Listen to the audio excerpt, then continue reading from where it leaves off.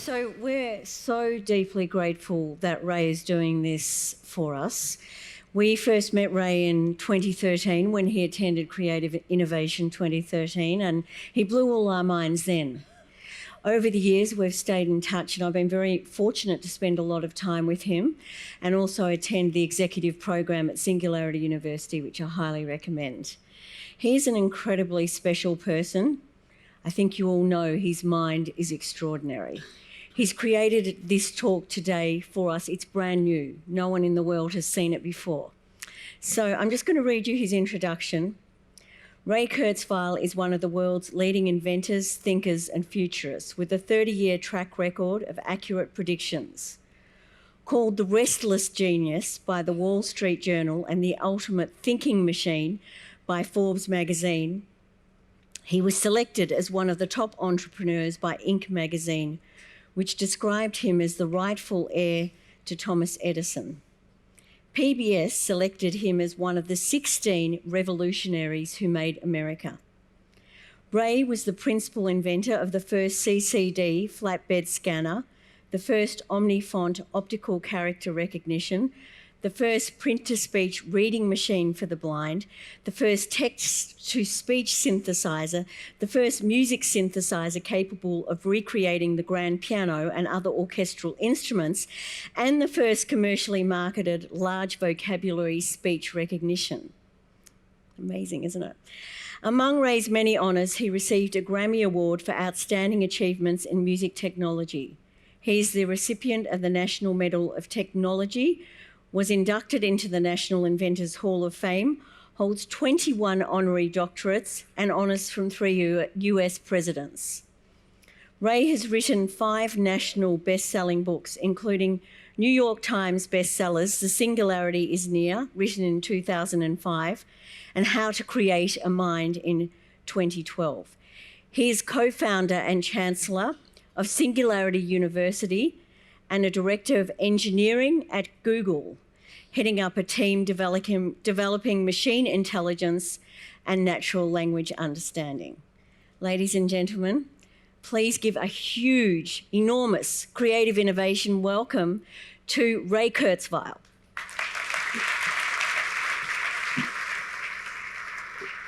Well, it's great to be with you, Tanya. I spend a lot of time talking to different people around the world, and if I want someone who can really give me an insight into the future, I go to Tanya in Australia because she has really compatible vision that I have for what the future will bring. And so I'd like to talk about the future. That's something I've actually done for almost 40 years. And I'd like to actually give you an idea why my predictions generally seem to be accurate. If you go to how my predictions are faring, if you put in how my predictions are faring on the web, it will bring up a 150-page document that goes through the predictions I've made at different times over the last 20 years. So, for example, I made 147 predictions for 2009 in the late 1990s, and 86% of them were correct, and they were recorded in the age of spiritual machines, and I can explain why that is. So these are my predictions for the next 25 years. Any questions on any of this?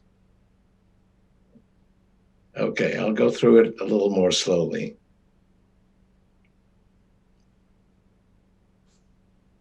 So most of my predictions, when I make them, seemed unlikely or impossible. Now they just seem to be correct. People ignore the exponential nature of technological change. So their long-term predictions leave out the essence of change. People point out the fact that exponential change does not go on forever. So if you have exponential, it eventually comes to an asymptote.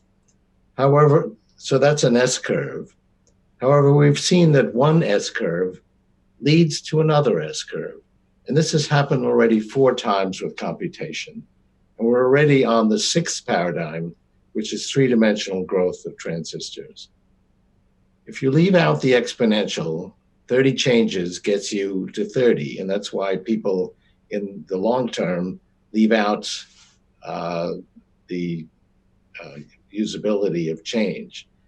30 doublings in an exponential gets you to a billion. That's what we've seen with electronics, and we'll see it soon with every other product. So this is where it started. In the 1980s, I realized that timing was critical to being an inventor. Thomas Edison, Larry Page, other inventors you've heard about, were in the right place with the right idea at the right time. Timing was critical for everything from making investments to romance. So I noted the speed of these processors, that is calculations per second per constant dollar, for all the computer processors up to that year. You see, going back to the early 20th century, the data forms a straight line on an exponential chart. And a straight line on an exponential chart is exponential growth. Note that this chart is not Moore's law. People look at this, oh, Moore's law, but this has to do with technologies before Moore's law came into being. Moore's law has to do with chips, not with these first four paradigms of computation. My own concept of exponential growth was not just limited to chips, but is the basic idea of growth in technology, even before there was change directed by human life. Life itself took billions of years, whereas mammalian growth took only hundreds of millions, primates took only tens of millions of years, humanoids took only millions. As humans took over technology, this path went to technology. The printing press took centuries. Today, we have new phases of technology in just a few years' time. So I put these computational technologies on a graph, which is this graph, and put it sort of on the left, and extended it, which has become the basis of my predictions. I expected future processors to be on this line, but this was done 45 years before these new computational technologies would happen. So what happened? 45 years later, this has been the result. If we go back, this is what I predicted, and this is what actually happened. And this has been the basis of my predictions. Of course, you have to use some technological sophistication to understand what speed will enable what capabilities, but this is the core idea. The speed of the processor per constant dollar is right on the line that I had projected decades earlier. Every other aspect of electronics is proceeding in the same way. And this is not just because the computational speed is greater. Here's the speed of telecommunications. We processed a few characters per minute using Morse code over AM radio a century ago. Today, it has multiplied 1 trillion-fold for the same cost. Now, this is on a computational graph. It's a straight line, so it's exponential growth. The total number of bits shipped each year is basically doubling every year. So we can ship a better product each year for less money. That's deflation on the order of 50% per year, and it underlies every aspect of our technology, not just bits of memory. Even before we had electronics, we had this deflationary process that improved every aspect of life. However, people's understanding is the opposite of the actual progress.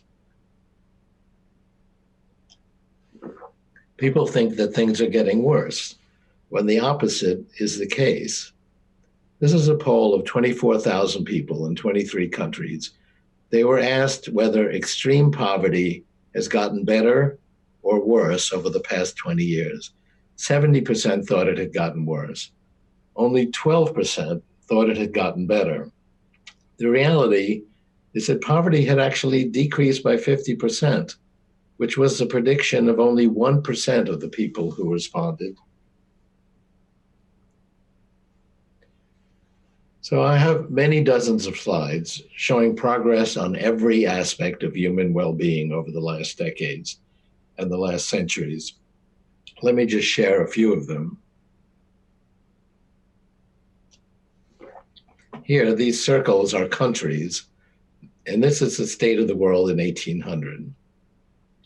So life expectancy on the y-axis was in the 30s. So life expectancy was in the 30s of years, even in the wealthy countries.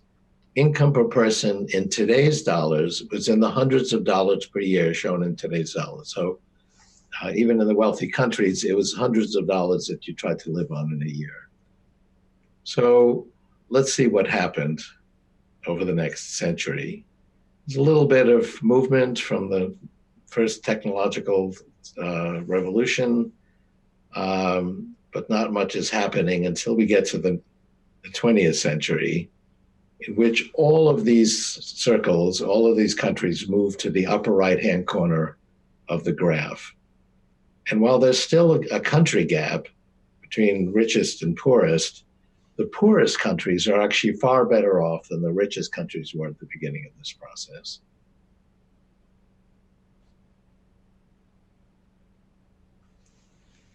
So I'll just go through a few of these rates that define human quality. And by the way, people think things are getting worse, and every single aspect, they get better by century and better by decade, including just in recent years. Here is literacy rates by country going back to the 15th century. US education expenses per capita in constant dollars since 1949. Whenever you see reference to currency, it's today's dollars, not the dollars then. The number of years of education for different countries since 1870. Electricity in homes for the US and the world since 1900. US and world households with computers from 1984 to present. So this is life expectancy at birth and at year one. Now, year one shows life expectancy with the high rate of death near birth removed. It only adds about 7 years at first. So life expectancy in 1841 was only about 40 years from birth and 47 years at year one. Declining poverty rates worldwide since 1820. Decline in extreme poverty across different areas. This is US GDP per capita in constant dollars. We're definitely getting richer. This is the average of GDP per person in constant dollars for personal income from 1929. And this is interesting. This is the average income per hour actually earned by each person in the United States in constant dollars since 1929. It just goes up. This is in today's dollars. So we hear a lot of reporting that average income per hour has stabilized. It's not going up, but that's obviously not the case. Our work week has gone down. It shot up slightly after the Great Depression, but it's continued to go down since then. This is one consequence of increased automation. I'll come back to increased automation in a moment. Decline of child labor in the world since 2000.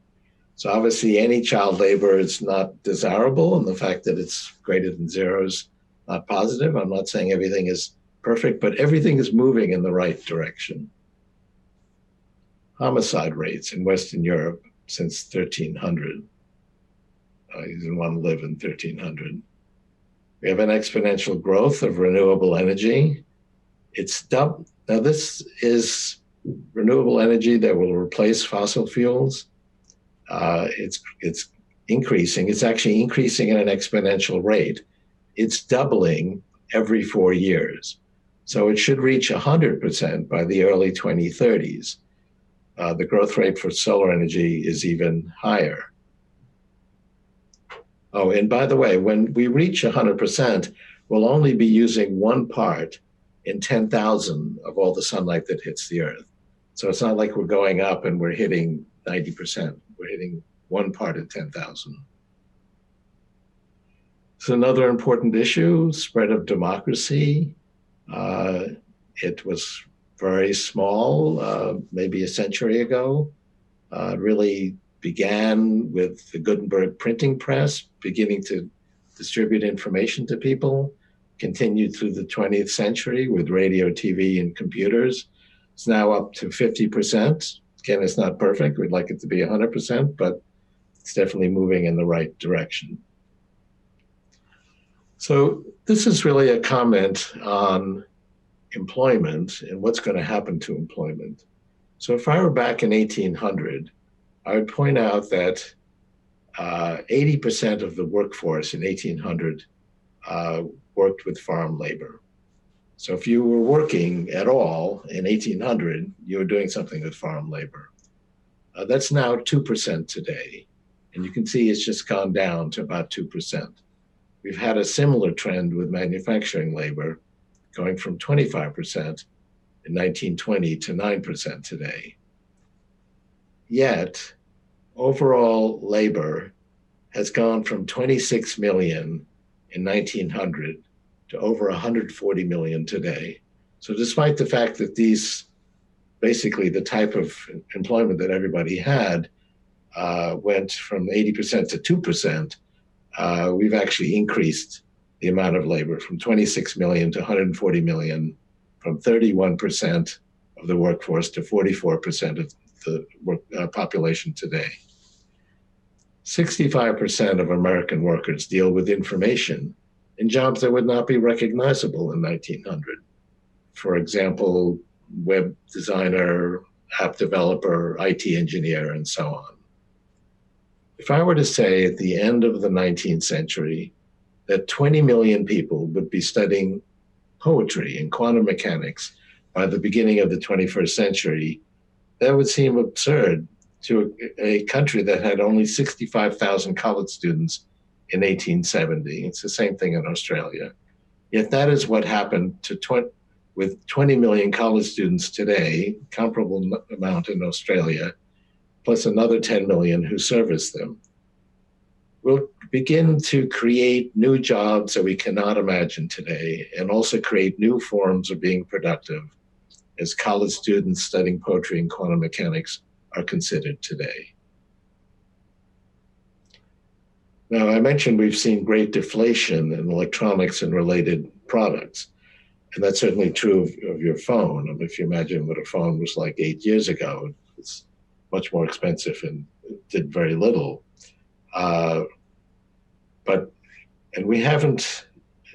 We have seen that in many areas of non-electronic products. But over the next decade, we're going to see deflationary trends, not just in electronics, but in commodities like food, with AI-controlled vertical agriculture, as seen here. We'll see deflation in building costs and routine products as 3D printing becomes prevalent, deflation in energy as renewable energy sources become the norm, and deflation in food production with vertical agriculture producing food products. Now, imagine what this will mean, because we have already a gross domestic product that's really part of our welfare. This is the gross domestic product for different countries. In the United States, this is percentage of GDP. Our GDP is actually greater. So we actually spend more than some of the socialist countries in Europe. It's the same thing with Australia, pretty much keeps track with the United States. As prices for food and other necessities of life come down, this will be enough for most people's life's needs by the 2030s. It's not quite there yet. I mean, if you have to live on this kind of welfare, it's you can manage, and it's much better than it was a century ago, but it actually will be very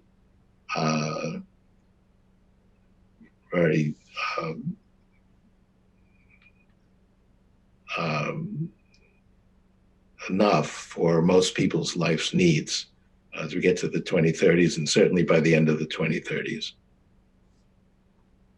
Here's the expenditures for the US total social safety net spending. So it started out almost at zero. It's gone up steadily. It just goes up, and the percentage of GDP also rises with it. I think you'd have a hard time finding a period that represents left-wing social spending versus right-wing conservatism here. I mean, try to find where you see that. It basically just goes up. The real inflationary, deflationary trend, which is hidden, is extreme deflation of all products caused by the deflation of electronics. So this amount of social safety net, even ignoring future increases, which will happen, will be enough for most people to live quite well in the 2030s. This would be a whole lecture. In fact, I do have a whole lecture on it. But the deflation in DNA sequencing costs has enabled biotechnology. And that's what really brought biotechnology to the fore. Decoding the first genome cost $1 billion. Now it costs about $1,000. And we are finding genetic changes that overcome the burdens of biology. For example, immunotherapy for cancer. And this is now being used at an increasing amount. Immunotherapy for cancers, where a patient's blood cells are treated outside of the body, they're re-injected into the patient, and then light up that person's own immune system to fight their specific type of cancer. This is personalized medicine. It's far less invasive than traditional treatments and provides far more promise for patient safety. There have been a number of tests where every single person, including stage 4 cancers, have obtained complete remissions. And there's a lot more to come from biotechnology over the next decade. So moving to the brain, our ability to image the brain, both destructive and non-destructive brain imaging, is constantly getting better. We can now see individual nerve cells forming in real time with non-destructive imaging. As a result, we're able to form a realistic idea of how our brains work. And I described this in my last book, How to Create a Mind. At first, it was thought that the interconnections, if I want to create a connection from this axon to this dendrite, was a huge mess. But we were not scanning it with enough resolution. It was too low. Now that we're scanning it with high resolution, what we see is that all axons are already connected with other axons. And when two axons want to remain connected, the interconnections are made permanent. Now, I talk a lot about the neocortex. The neocortex is something that came with mammalian animals 200 million years ago, started with mice, and the neocortex has gotten more sophisticated as we've gone through the past 200 million years. In fact, we had 65 million years ago, the Cretaceous extinction event, where suddenly we think it has to do with a meteor. The dinosaurs died then, and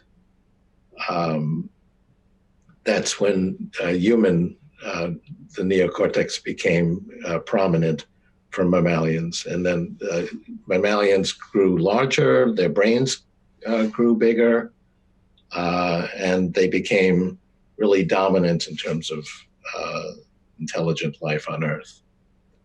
The neocortex is the outermost layer of the brain. It's thin, essentially a two-dimensional structure. It's about as thick as a napkin with intricate folds, with deep ridges, grooves, wrinkles that increase its surface area to be the bulk of the human brain. It's responsible for our ability to deal with patterns of information in a hierarchical fashion. So there are levels of the neocortex. There are many dozens of them. And as you go up, all the levels are actually processing simultaneously. As you go up through the different levels, each level adds some concept as to what we're perceiving. So here you can see the different levels add an understanding of what words are doing on a page. If you were to go up another 20 levels, you'd have axons that decide whether this passage is ironic or funny or deceitful. So this is actually a young girl. She was 16. She was actually having brain surgery, and the surgeons wanted her to be conscious and react to her experience. So whenever they touched the axons here, shown in red, she would laugh. They first thought she's having some laugh reflex, but they quickly discovered that no, she was actually perceiving humor only when they touched these points. They had touched the points that detected humor, and she found everything hilarious. "You guys are so funny just standing around," was a typical comment. They had found the points that actually detect humor. And this has been done in other experiments with other high-level axons, such as detecting irony, for example. Now, this is a simple neural net. It's organized as a single level. It emerged in the 1960s. In 1962, when I was 14, I visited Dr. Rosenblatt at Cornell. He was pushing something called the Perceptron. It was really the first neural net that got attention. And it was a computer model that could recognize shapes. So it could recognize written letters, or figure out the vowels for a sound, or learn certain types of concepts. So I came to Cornell in 1962 with various letter shapes, and I would hold up the letter shapes to the visual perception box of the Perceptron. And it worked on a few, but most did not work. He said to me, and this is actually quite significant, if we were to create a Perceptron with multiple layers, not just one, it would overcome the vagaries that a Perceptron could not deal with. So I also had a mentor at MIT. 1969, he wrote a book called Perceptrons with Seymour Papert. And it proved that a perceptron could not solve something called the connectedness problem. So basically, if you have a shape that's all connected, that's connected. If you have a shape that's, let's say, something here and something here, that's not connected. Fairly simple problem. And he proved that a perceptron could not solve whether or not a shape was connected or not. The book was so successful that all funding for connectedness was cut for the next 25 years. However, the theorem really only proved that a single level perceptron could not solve the problem. And he actually regretted this. Multi-level perceptrons could do that. And everybody was using multi-level perceptrons by the time you got to this century. Shortly before he died a few years ago, and this is 50 years after these interactions, Minsky acknowledged that the neural nets were indeed a very promising road ahead. And indeed, that is the primary road that we're following now. Rosenblatt's concept was indeed very prescient because he had never done a multi-level perceptron before. And yet he figured out that this would actually solve the problem. And that not only would it solve the problem, but it would ultimately solve problems that humans are unable to do. So it's now 60 years after the introduction of the perceptron. It's only recently, I mean like the last couple of years, that we have now achieved a computational density that can support neural nets for a human level ability. But it actually goes way past human levels. Now this graph, it looks like my other graph. It goes up over time, but it's not, the doubling time is not 1 year. The doubling time here is 3.5 months. This is where we take a neural net model and see how much computational ability is required to do that. And we've basically been doubling the amount of computation in a neural net every 3.5 months. So it's the speed has increased 300,000 fold since 2012. So Consider AlphaZero. This came a little over a year ago from DeepMind's Google subsidiary. It taught itself Go with only the Go rules. It was not given any moves by humans. Its performance is way past the best human. You take the very best humans, it can't be close to AlphaZero. But that's not the most significant thing about AlphaZero. We've had other times, 1997, we had an IBM computer that defeated the best Go player, the best chess player. But that computer could only do that. And every other computer that's won a game has only been devoted to that one type of game. Here, the very same neural net, when given the rules of chess, went way past every human with only a few hours of training, and also every other chess machine. It's also done a number of other things. Now, you might think that it can only do board games, but actually it can actually do really just about anything. It was asked to master protein folding. Now, that's not a board game. In biology, we have all these cells. The cells put out a chain of amino acids, and they're in a straight line. And in a magic moment of biology, this linear sequence of amino acids folds up into a unique three-dimensional shape. So this is a key thing in biology, and to try to predict what that three-dimensional shape would be is very, very demanding. A few people have learned it. This very same neural net that learned Go and learned chess and learned other things taught itself protein folding and was way ahead of the best humans at predicting protein folding. The best humans got 3 shapes predicted out of 99. AlphaZero got 43 out of 99. So this actually will be extremely valuable in creating new proteins for medications. What is clear from these examples is that a neural net can master concepts if you have the latest neural nets. That's a result of 60 years of increase in computation that's far greater than the very best human. So if we have a comparison showing, let's say, how one shape, let's say a radiology exam, is portrayed as a diagnosis, and if we have millions of examples of that, which we do, it can master that far better than any human. In fact, everything that humans can do is explained by these types of examples. Some will require some navigation to find because they're not always written down. We might have to actually monitor the world to find what those things are. But over the next few years, we'll have these nets explore everything intelligent that humans can do. And even if we learn ideas from other humans and there's no text to guide us, these bots will be able to track that information as well. AI is also making progress in natural language. If you have Gmail, you'll notice that it provides an intelligent response, giving 3 choices for your next email. That choice is actually provided by my team at Google. We've also put the same capability in something called Talk to Books. So if you go to Google and just put in Talk to Books, you'll get the link, and then you go to that link, and you can ask any question you want, and the software will read all of 120,000 books. It actually reads all of 120,000 books in a second.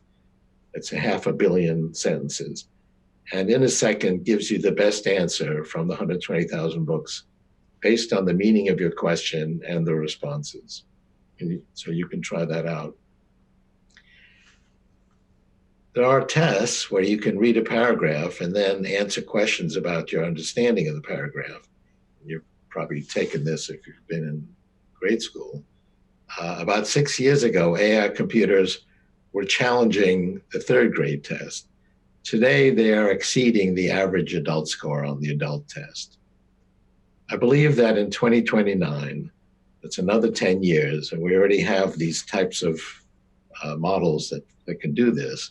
AI will pass the Turing test. With the increasing computation and increasing mastery of every human skill, will have both the Turing test that can master human responses, which is what the Turing test is about, as well as an AI that can master every human skill in every definable area, going way past humans. So what happens then? People's imagination imply that it will be humans versus AIs. We see that in dystopian movies of the future. But that is not how we've used technology thus far. We've used it to amplify our own capabilities. For example, try building the building that you're in. It'd be very hard to do with your bare muscles, but we have machines that go way past our muscles. And so with those machines, we're able to build a great structure. Now, we will use the increasing strength of non-biological thinking to extend our own thinking. We'll actually do this today with devices, but these will eventually go inside our heads. So my scenario is that at the top level of our neocortex, we'll extend, we will connect with extenders that access the web. Now, I mentioned that there are multiple layers of the neocortex, but the layers are not like this. They're actually like a pyramid. And the very top level increases, detects the things that are most sophisticated, like irony and humor and so on. That's the level that we want to extend to add new concepts. So it's the top layer that needs to be extended. We would then have a combination of our natural intelligence with the supernormal intelligence that we are creating. So this is in the 2030s. We're already more intelligent than we were before we had our brain extenders. That's today. We already have all of human knowledge at our fingertips. As we get into the 2030s, we'll proceed at an ultra-fast pace of extending our capabilities. So I've thought about how can I present these ideas in a way that will resonate with everyone, young and old. So I thought about a compelling story of a young person who uses her intelligence and accelerating technologies to take on the most difficult problems confronting the human race. So Danielle is the name of my character. She's a remarkable character who does what every talented, ambitious person wants to do. She takes action and changes the world for the better. In my view, this novel, which I'm actually releasing in 2 weeks, is a thought experiment as to what would happen if there were a Danielle in the world. So this is the novel, and it has the novel in it, but it also has a couple of other things. It's more than a work of fiction. It's a vision, a parallel history, a roadmap for readers of all ages. It includes the ideas that I've articulated at the beginning of my lecture, but also a lot more. In the literary first, the novel actually comes with 2 companion nonfiction books also written by me. And those nonfiction books are actually on the web. If you go to danielleworld.com, you'll find the entire 2 nonfiction books available there. But they're also in this book. One is called How You Can Be a Danielle. And in this book, they're pretty heavy. It's a Chronicle of Ideas, which is 280 essays on the ideas in the book. So a Chronicle of Ideas, it's a nonfiction guide to the scientific, technological, medical, entrepreneurial, political, historical, literary, musical, philosophical, and psychological ideas that animate the world of Danielle. The entries offer provocative insights into my inspiration and thinking on diverse ideas, from string theory to Jimi Hendrix to Alice in Wonderland. And the nonfiction books also includes How You Can Be a Danielle, which provides pragmatic, thought-provoking, clear ideas to action on how readers can be like Danielle and help bring about a better world. And the novel includes 24 color illustrations by a New Yorker cartoonist and my daughter, Amy Kurzweil. It's one for each year of her life. And here Danielle shows her sister her book at age 1. She's not yet speaking, but she will speak. And my idea is actually for everyone to become Danielles, to read the book, to read How You Can Be a Danielle, and in one way or another, help bring about a better world for everybody else. Thank you very much. Great. Kurzweil, ladies and gentlemen.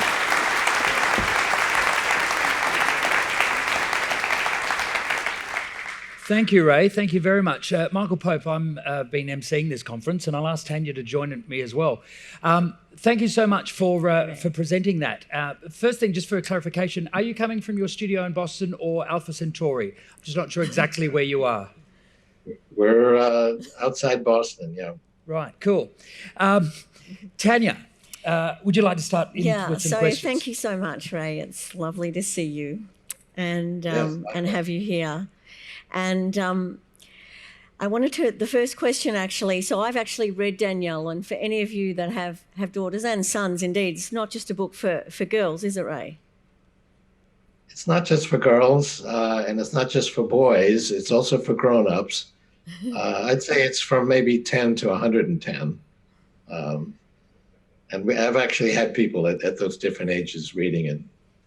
Can I ask you, you said to 110, are we going to live to 110 as a standard or even longer? Are we going to live forever, right? Well, we're addressing the things that cut short our lives. There's about 7 things I could point out that limit our lives to like 120, not that we actually get that far. But all of those are actually addressable. We're actually addressing things like cancer and heart disease before we get to that. And we're going to ultimately pass our ideas on to non-biological intelligence, which will work with us. And so we'll actually be able to back ourselves up. As you go further and further in time, we'll be able to live really longer and longer. So I wouldn't say it's forever, but it might seem that way. But then people say, well, aren't we going to get bored if we live that long? We're doing the same things over and over again. And I actually think that's true. We would get bored if we lived a very long time, if we had radical life expansion without radical life extension.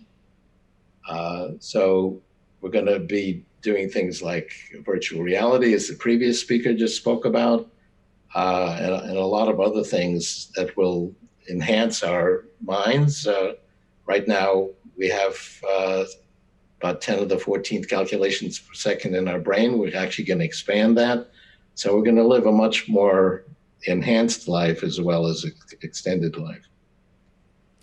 So just going back to the Danielle book for a moment. So I highly recommend this book. Like Ray sent it to me and I just read it over summer and it was captivating, page turning and just so inspirational. My gosh, if our young people could be Danielle's, who knows what might be possible, or any of us for that matter. So Ray, my question is, do you think... Thank you for that.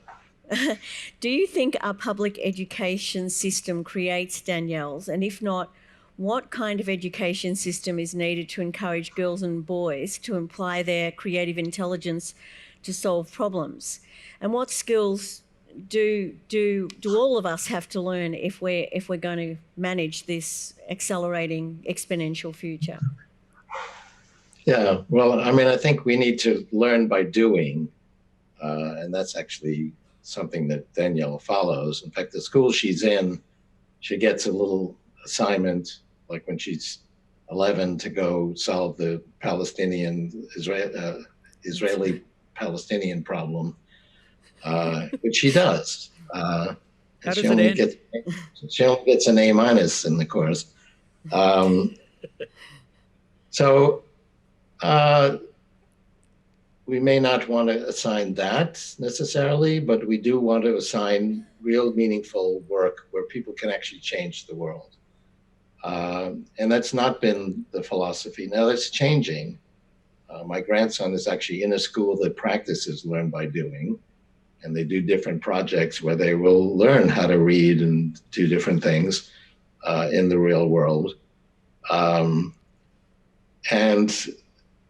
I think most of the problems that can be solved by ordinary people, including children. The major companies we've seen have been founded by college students. We're now seeing high school students do fantastic things, including new medical tests that could be done by junior high school students. There's a form of this for elementary school where you actually go in the world, interact with it. You learn other skills, not as the major thing, but as a side product of actually learning how to change the world. And then the teachers actually becomes kind of a guide and mentor to doing that. Ray, a speaker earlier today spoke about the importance of data, capturing it and then using it. And thank you for filling your presentation with so much data. And it's fantastic to hear the positivity that you're seeing from that. Can I take you to the farm labour slide, where in 1800, 80% were in farm labour, and today it's only 2%.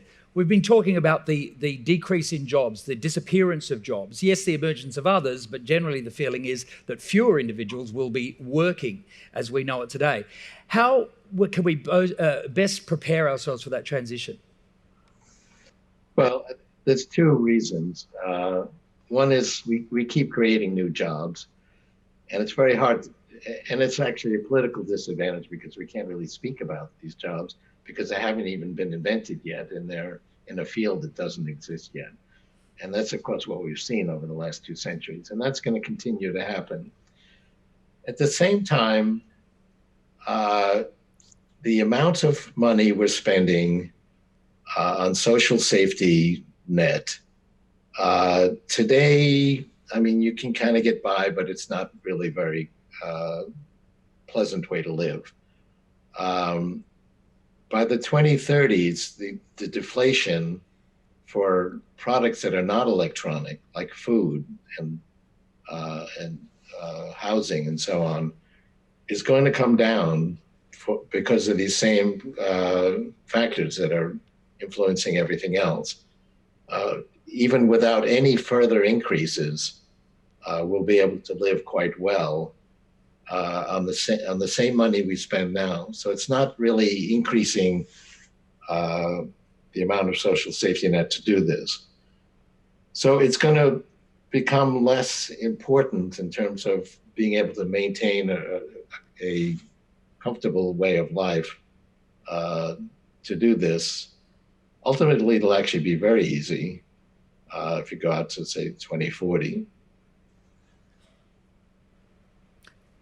Right. Sorry, I'm mesmerised, and I thought you would continue. Forgive me for that pause. No. Tanya? Well, no, just following on from that, Ray. So, and you and I have discussed this before, so that there's going to be less pressure, I guess, to earn as much money because prices are going to come down. So what do you feel is going to give us meaning and purpose in this new future? But given that work is gives people such a great sense of meaning and purpose, mostly these days. Well, yes and no. I mean, we get a tremendous amount of, if you publish a book, you want people to read it, you want people to appreciate the ideas.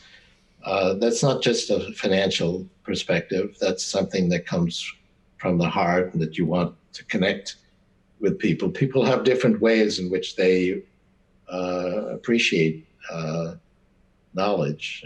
Music, for example, is something that is meaningful because you play it. So it's not just earning a living. In fact, most people generally get pleasure beyond just earning a living. And so to take that out of it, I think actually gives us more freedom and flexibility. I applauded before the idea of data collection, but it's a bit scary what's going on in China with the tapping into the social networks and tracking and the AI and face recognition and so on, giving people almost a rating that then has consequence in their life. Is that sense of the all-pervasive AI future, where do you see the negatives for that? And is there an area where the negatives outweigh the positives? Yeah, I mean, I've been accused of being an optimist, and I am somewhat optimistic, but I've written about the downsides of these technologies, and you could use these technologies to enforce a totalitarian system or authoritarian system. And we do see that. I mean, I showed democracy is up to 50%. It's not up to 99%. And we do have to fight that. And I think that things like socialization and other types of activities, politics that affect our daily lives is still very important. It's not just up to the technology. And we could use technology to enforce an authoritarian system, and we do see that in the world. And so we have to keep working on that. Do you see there's a growing sense of there's increasing mental health issues. Suicide rates are higher in the world. Do you see any correlation between a sense of isolation that humans are feeling now, those who are perhaps removed from the positives of the growth in technology? Can you see a parallel there and how we can work against those forces? I'm not sure that suicide is actually increasing, but it is a serious problem.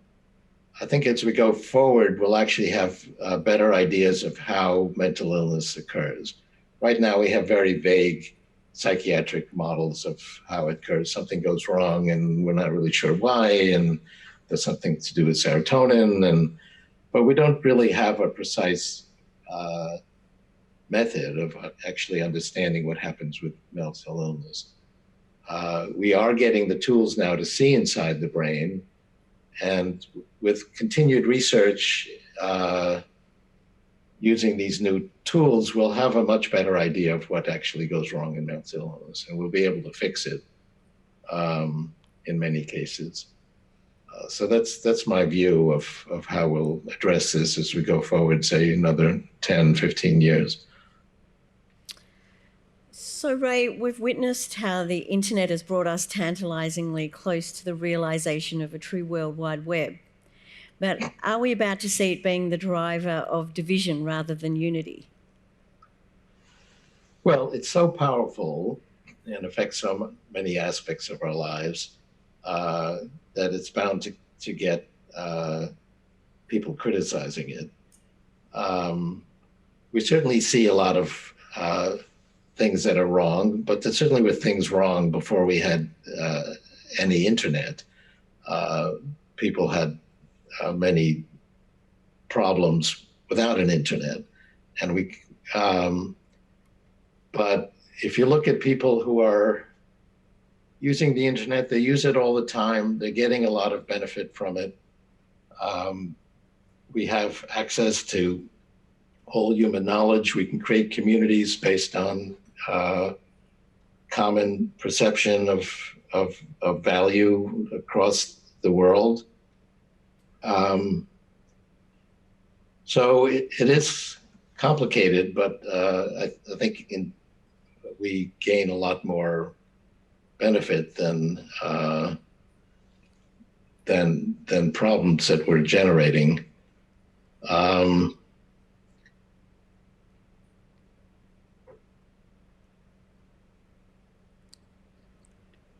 Is that a thought, or shall I continue with the last couple of questions. Well, yeah, go ahead. Cool. Can you take us away from the focus that we've had for these 3 days, and that is the human condition?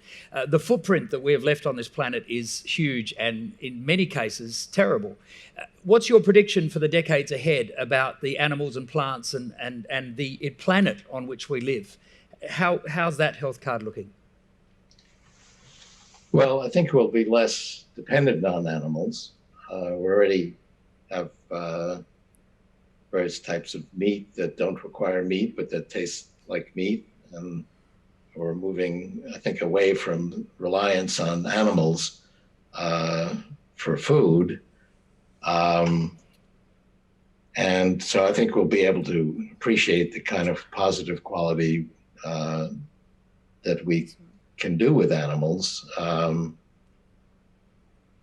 And we're going to be going away from fossil fuels. That's not so far away. I mean, I believe that's 10 years away. We'll be able to use forms of energy that don't require fossil fuels. That'll make the world better for everybody. So I think we'll be able to have a more natural relationship with animals where we're not really dependent on them for food. We're all becoming vegetarians, folks, as has been predicted a few times in this conference. Ray, so big overview. How do you see humanity evolving over this next decade? Well, that was really what I talked about. It may seem startling to connect something into our brain to talk to the web, but it's really just a continuation of what we've been doing. We have devices, I mean, they might as well be part of our body because we never leave home without them. And they are part of our body. We stand to the web and connect to all of the world's knowledge. And we're being able to interact with that in a more and more fluid fashion. So we'll do it directly from our brains. It's really not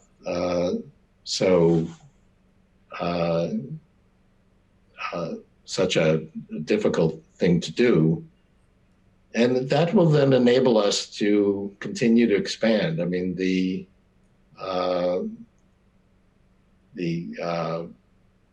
web is growing, doubling every year. That's multiplying by 1,000 in 10 years. So imagine what we're doing today and multiply by 1,000 for 2030 and another 1,000 for 2040. And imagine what that will mean for our experiences and our ability to do everything that we can do with each other.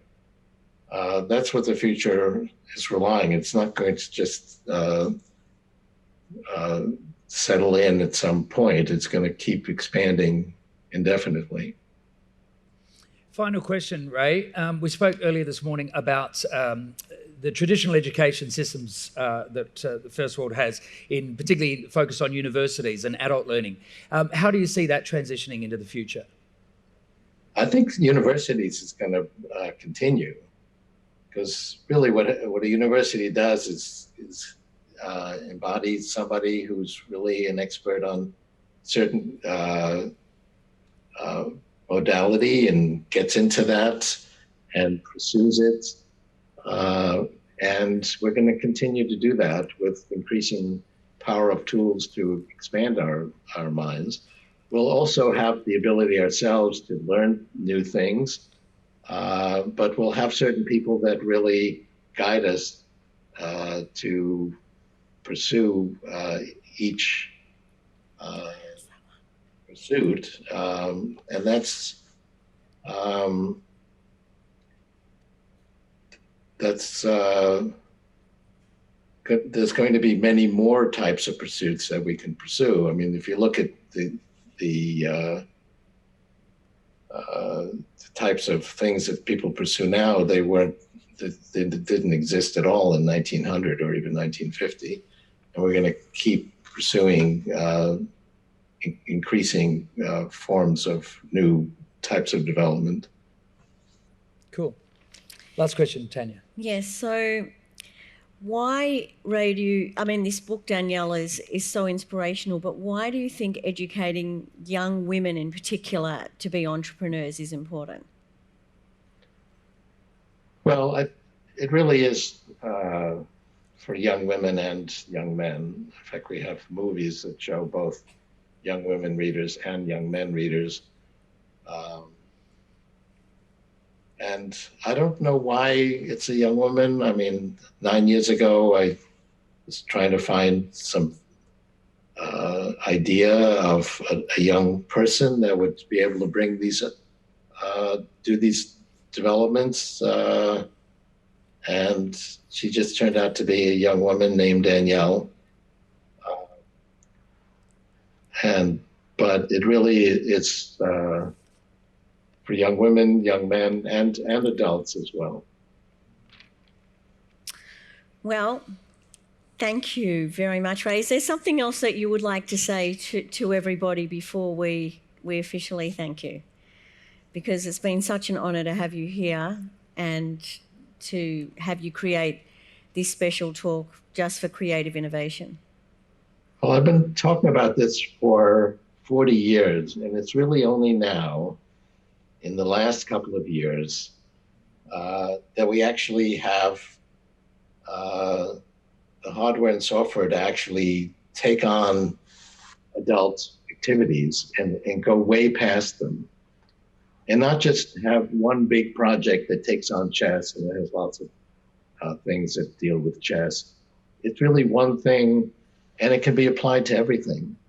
And we've already shown it to be applied to a great many different types of things. And it requires a very advanced form of computation, but that's what we have now. So you're going to see fantastic pursuit of AI over the next few years. Well, thank you very much from all of us here. From our hearts, we thank you for being here with us. It feels nearly like you're here, though I'd much rather give you a real hug than a virtual hug, but consider yourself hugged. Yeah. And well, thank you, Tanya and Michael. It's been great to be with you. And will you give Ray a huge round of applause?